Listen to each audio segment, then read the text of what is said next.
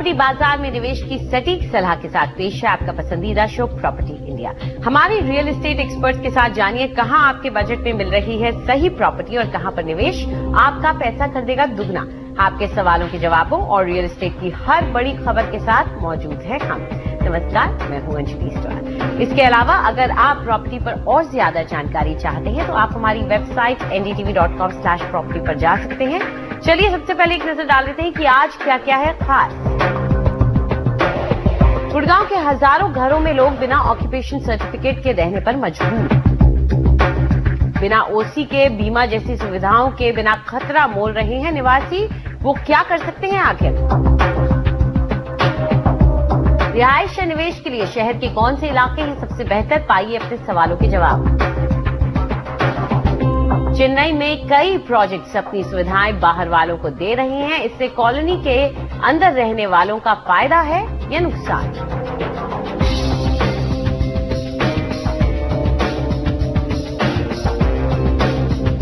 Property India में हम उन बातों को उजागर करते आए हैं जिनका असर आप पर यानी कि घर खरीदार पर पड़ता है। इसी सिलसिले में आज हम बात करेंगे ऑक्यूपेशन सर्टिफिकेट्स की। हमारी संवाददाता ओएनएतम ओझा ने पाया कि गुड़गांव में ऐसे कई रेजिडेंशियल कॉम्प्लेक्सेस हैं जहां लोग बिना ऑक्यूपेशन सर्टिफिकेट के रह रहे हैं।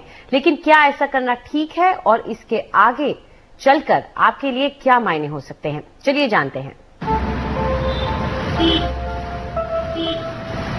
गुड़गांव की इन सोसाइटीज का हाल मुंबई के कैंपा कोला कंपाउंड जैसा हो सकता है। इनमें से ज्यादातर के पास ऑक्यूपेशन सर्टिफिकेट्स नहीं है, यानी सरकार से मिलने वाली अनिवार्य मंजूरियां नहीं मिली हैं। लीना सहगल भी गुड़गांव की सेक्टर 52 की ऐसी ही एक कॉलोनी आरडी सिटी में रहती हैं। इस कॉम्प्लेक्स के 400 फ्लैट्स के पास ऑक्यूपेशन सर्टिफिकेट नहीं है। इसका मतलब ये हुआ कि यहाँ रहने वालों का किसी दुर्घटना के खिलाफ बीमा नहीं है और अगर ऐसा कुछ होता है तो सरकार की तरफ से कोई मुआवजा नहीं मिलेगा। 10 साल से हम ये पोजीशन हमको बिल्डर ने दे दिया है ए ब्लॉक से एंड आज तक ऑक्यूपेशन सर्टिफिकेट नहीं हुआ। टाउन प्लानर के आगे डीड ऑफ डिक्लेरेशन इनकी जो कि ऑक्यूपेशन पोजेशन सर्टिफिकेट के बाद वो भी नहीं, प्रोविजनल भी नहीं मिला हम लोगों को। They have just hand over की फॉर वुड वर्क। गुड़गांव के सेक्टर 50 की पॉश टाउनशिप फ्रेस्को का भी यही हाल है। पोर्टल बाउंड्री वॉल है, वो भी जो सामने की है वो चदरों से बनी हुई है, पीछे की भी नहीं है। कोई भी पीछे से भी आ सकता है जो बाउंड्री आपने दूसरे, और सामने भी जो है वहां भी कोई सिक्योरिटी नहीं है बेसिकली। और गैस की प्रॉब्लम है ही है।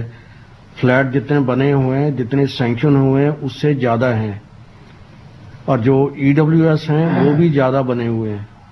तो उस केस में जो जब भी ये आप अप्लाई करेंगे ओसी के लिए तो उसमें प्रॉब्लम होगी ही होगी। कंप्लीशन ड्राइंग्स देनी होंगी, एयरपोर्ट अथॉरिटी की एनओसी देनी होगी, फायर अथॉरिटी की एनओसी देनी होगी, लेबर सेस देना होगा, इलेक्ट्रिक कनेक्शन एनओसी देना होगा। तो दे हैव टू एक्चुअली ये सब चीजें पूरी करने के बाद डिपार्टमेंट से लोग जाते हैं, बिल्डिंग को इंस्पेक्ट करते हैं। पूरी पैमाइश होने के बाद एक रिपोर्ट सबमिट होती है डिपार्टमेंट के पास और तब डिपार्टमेंट ओसी ग्रांट करता है। ओसी means occupation certificate.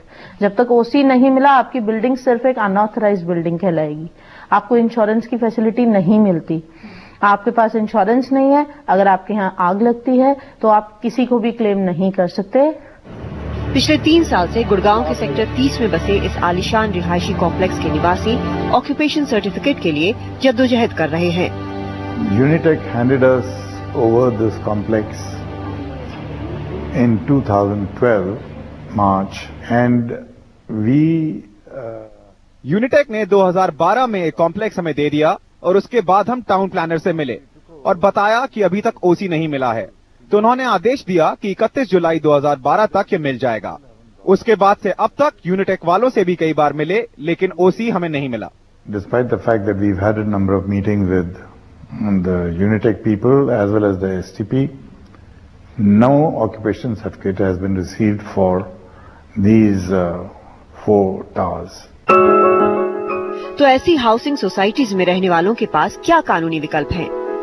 If you don't have occupation certificate, then you are in a very grim situation because all you can do is sue the developer or the promoter for damages. If tomorrow, for some reason, the occupation certificate never comes and the local authority wants to demolish the building, you have no right to stop them from doing that by saying that the developer cheated you and got into a building without an occupation certificate. If you don't have that certificate, then of course there are various provisions of the law which can tighten the noose around the developer of the building and can make him pay damages. There could be also criminal liability on him.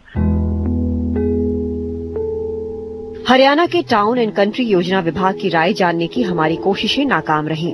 जवाब मिला कि कुछ भी कहने से पहले वो इस मामले को समझने के लिए वक्त चाहते हैं। वैसे खुद उसके हिसाब से 774 ग्रुप हाउसिंग कॉम्प्लेक्सेस में बस 0.1% को कंप्लीशन सर्टिफिकेट्स मिले हैं।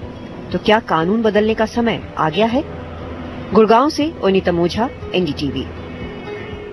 तो ऑक्यूपेशन सर्टिफिकेट के बगैर आप अगर घर में रह रहे हैं तो ये आपके लिए कैसी मुसीबतें ला सकता है और क्या ये सही है या नहीं, इस सब पर चर्चा करने के लिए हमारे साथ स्टूडियो में मौजूद हैं राकेश खताना जो कि सीनियर लॉयर हैं सुप्रीम कोर्ट में, और साथ ही हमारे साथ जुड़ रहे हैं रवि सोन जो कि COO हैं JMS बिल्टेक प्राइवेट लिमिटेड के। आप दोनों का बहुत बहुत शुक्रिया हमारे साथ जुड़ने के लिए। तो राकेश जी, शुरुआत आपसे करना चाहेंगे। कई लोग हैं ऑक्यूपेशन सर्टिफिकेट के बगैर रह रहे हैं और भारत में ऐसी चीजें आमतौर पर देखने को मिलती है, लेकिन ये क्या एक बड़ी जिसे कहें गलती कही जाएगी? जी बिल्कुल, बिकॉज ऑक्यूपेशन सर्टिफिकेट है उसका मतलब है कि गवर्नमेंट की कोई भी बॉडी, जो लोकल बॉडी है, एजेंसी या जो बिल्डिंग डिपार्टमेंट है, वो इसको इशू करता है कि जो बिल्डिंग आपकी है वो जो लोकल लॉज हैं और जो कंप्लायंसेस हैं, जो बिल्डिंग कोड्स हैं, उनके कंप्लायंस पूरी हो गई है और उसके बावजूद ये building is fit for occupancy. उसके बाद इस इशू सर्टिफिकेट किया जाता है कि आप इस बिल्डिंग में जाकर रह सकते हैं। तो बिना ऑक्यूपेशन सर्टिफिकेट के रहना मुमकिन नहीं है, बिकॉज लॉ कहते हैं कि कोई भी नई बिल्डिंग में ना तो खुद रहेगा ना किसी और को रहने देगा, for whatever reason whatsoever. तो इट इज नेसेसरी कि ऑक्यूपेशन सर्टिफिकेट होना बहुत ही जरूरी है किसी नई बिल्डिंग में रहने के लिए। जी रवि, हमारी रिपोर्टर ने जब जांचा तो बहुत कम ऐसी वहां पे रेजिडेंशियल कॉम्प्लेक्सेस हैं गुड़गांव में जहां पे ऑक्यूपेशन सर्टिफिकेट वाकई में लिया गया है। तो क्यों बिल्डर्स बिना ऑक्यूपेशन सर्टिफिकेट के पोजेशन दे देते हैं? आखिर क्या मजबूरी होती है? देखिए अंजलि, इसमें कोई दो राय नहीं है कि बिना ऑक्यूपेशन सर्टिफिकेट के ऑक्यूपेंट को ऑक्यूपेंसी नहीं दिलानी चाहिए, चाहे वो कोई भी डेवलपर हो। पर मेरे ओपिनियन में जो है दो किस्म के रिहायशी इलाके हैं। एक जो लोग अपना खुद का घर बना के उसको ऑक्यूपाई कर लेते हैं और एक जो मल्टी स्टोरीज हैं, जो रिनाउंड डेवलपर्स हैं, रेप्यूटेड डेवलपर्स हैं जो बनाते हैं। जितना मेरा अंडरस्टैंडिंग है, जितना मैं जानता हूं, जो मेरी रिसर्च कहती है, जो रिनाउंड डेवलपर है और जो अपनी रेपुटेशन से किसी भी तरीके से कॉम्प्रोमाइज नहीं करना चाहता, वो बिना ऑक्यूपेंसी सर्टिफिकेट के जो है ऑक्यूपेंसी नहीं देता, ना ही पोजेशन देता है। अगर वो देता है तो वो टोटली इलीगल है और मुझे नहीं लगता आज की तारीख में डेवलपर्स इतना रिस्क लेना चाहते हैं, बिकॉज गवर्नमेंट बहुत क्लियर है इस पॉइंट पे कि बिना ऑक्यूपेंसी सर्टिफिकेट के ऑक्यूपेशन नहीं हो सकता। वो इतना रिस्क नहीं लेना चाहता है कि वो गवर्नमेंट के बायलॉज से खिलवाड़ करे और अपनी रेपुटेशन को जो है किसी भी तरीके से आज की मार्केट में खराब करे। जो मेजर इश्यूज आते हैं वो आते हैं कि अगर कोई रेगुलर आदमी बिल्डिंग बनाता है, उसको शायद बायलॉज के बारे में इतना नहीं मालूम होता है या वो कॉम्प्रोमाइज करने के लिए तैयार हो जाता है। वो जरूर हो सकता है कि वो पोजेशन दे देता हो बिना ऑक्यूपेंसी सर्टिफिकेट के। जो इंडिपेंडेंट हाउसेस बनते हैं उन लोग को भी जो है जो एक चलता है वाला एटीट्यूड रहता है कि आज की तारीख में चलो मैं अपने घर में रह रहा हूं, मैं क्यों कंप्लीशन सर्टिफिकेट लूं, क्या जरूरत है उसकी। तो वो लोग भी जो इसको इग्नोर करते हैं, उनके लिए भी अल्टीमेटली लॉन्ग टर्म में, जैसा कि राकेश कह रहे हैं, शॉर्ट टर्म और लॉन्ग टर्म दोनों में जो है प्रॉब्लम हो सकती है। As far as your question is, जो आपका मेन प्रश्न है कि जी क्यों ऐसा देते हैं, तो उसका सिंपल सा साधारण सा है कि अगर आपको बिल्डर को अपनी रेपुटेशन से कोई प्यार नहीं है तो वो ये लॉ क्यों, कोई भी लॉ तोड़ के उसको बाईपास कर सकता है। पर गुड़गांव में, हरियाणा में और जितने भी बिल्डर्स के साथ को मैं जानता हूं, मैं नहीं समझता किसी में भी लॉ तोड़ के काम करने की कोई इच्छा रखता है। सारे अपने रेपुटेशन के साथ में ही काम करना चाहते हैं। जी राकेश, यहाँ आप क्या कहेंगे कि अगर इस तरह के मकान में शिफ्ट करता है कोई इंसान, कोई मकान मालिक, तो आगे जाके अगर कोई दिक्कतें आती हैं, लीगल इश्यूज, हैसल्स उठते हैं, तो वो किसके सर आएंगे फिर? अल्टीमेटली तो जो बिल्डर है ही इज रेस्पॉन्सिबल, बिकॉज उसके लिए मैंडेटरी है ऑक्यूपेंसी सर्टिफिकेट, और ऑक्यूपेंसी सर्टिफिकेट इस बात को सर्टिफाई करता है कि कमेंसमेंट से लेकर कंस्ट्रक्शन तक का जो पूरे फेजेस हैं वो उसने ड्यूली कंप्लाई करके, जो लॉज हैं, रेगुलेशंस हैं, बिल्डिंग कोड्स हैं, उनको सबको पूरा करने के बाद उसने पूरा कर लिया है। लेकिन जनरली लोग बाग शिफ्ट कर जाते हैं, उसमें होता क्या है कि यदि कल को ऐसा होता है तो वो बिल्डिंग जो कंस्ट्रक्शन है वो अनऑथराइज कंस्ट्रक्शन कंसिडर की जा सकती है, इलीगल हो सकती है, उसको कल गवर्नमेंट डिमोलिश कर सकती है, उस पे हाउसिंग लोन का प्रॉब्लम हो सकता है, बिकॉज आरबीआई का मास्टर सर्कुलर जो है regarding housing loan that says कि occupancy certificate is mandatory for housing loan.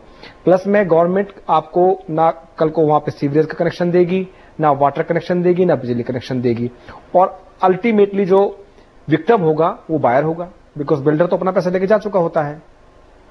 जी रवि, इस तरह अगर लोग बाग जाके रह रहे हैं बिना ऑक्यूपेशन सर्टिफिकेट के, तो आपका क्या मानना है कि क्या बिल्डर कम्युनिटी को मुश्किलें आ रही हैं इस ऑक्यूपेशन सर्टिफिकेट को लेने के लिए, इसलिए ये तरीका अपनाया जा रहा है, या यहाँ पर कुछ और बात है कि ये जैसा कि आप कह रहे हैं कि कुछ ही लोग कर रहे हैं, क्या, या आप ये भी मानते हैं कि बिल्डर कम्युनिटी को वाकई कोई सीरियस चैलेंजेस आते हैं जब वो ऑक्यूपेशन सर्टिफिकेट लेना चाहते हैं? देखिए, जैसे राकेश जी भी बता रहे हैं अंजलि, कि गवर्नमेंट ने बहुत क्लियर मैंडेट दिया हुआ है। जैसे मैं उदाहरण के तौर पे आपको बताऊंगा, अगर आपने लोन लिया है तो लोन कंप्लीट होने पे आपको उसकी रजिस्ट्री करा के जो बैंक है उसमें सबमिट करनी पड़ती है। आपकी रजिस्ट्री बिल्डर कराए उससे पहले उसको एक कॉमन एरिया रजिस्टर कराना पड़ता है।